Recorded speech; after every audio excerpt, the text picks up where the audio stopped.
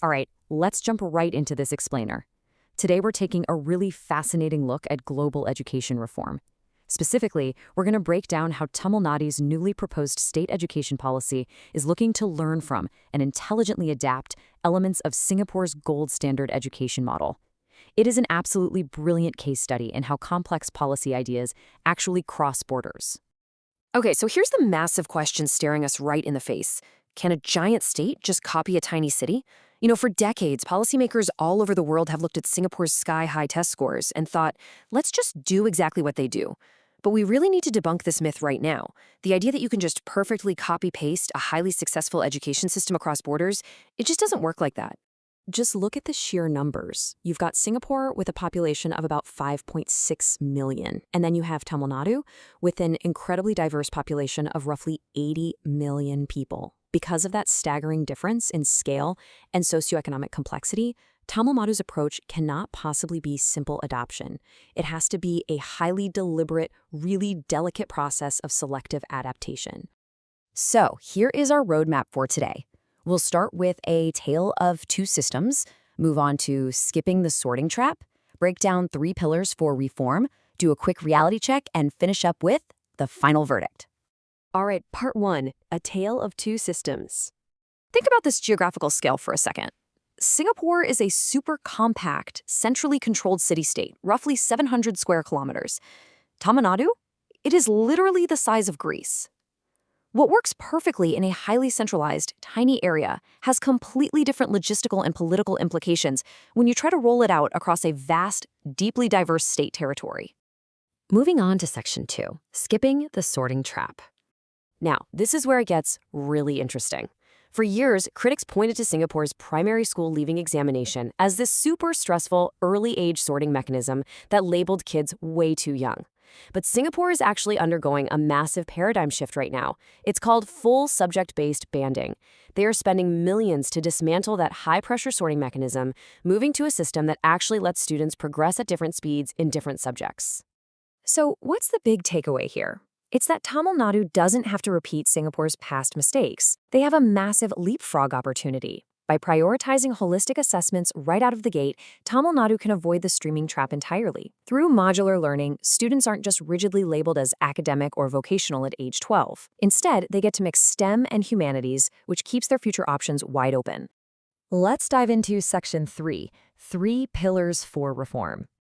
Based on the policy material, there are 3 specific high-impact areas where policy intervention can totally revolutionize the classroom experience: professionalizing the teaching force, adopting a teach less, learn more philosophy, and modernizing bilingualism.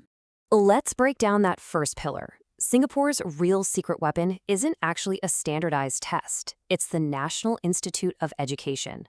They treat teaching with the exact same societal prestige as becoming a doctor or a lawyer.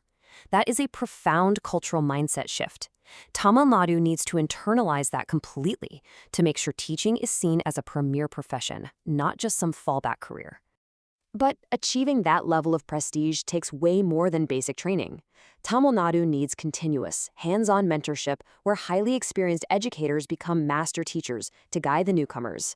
On top of that, professional development has to be mandatory and linked directly to industry, so teachers are always equipped with the absolute latest digital and pedagogical tools.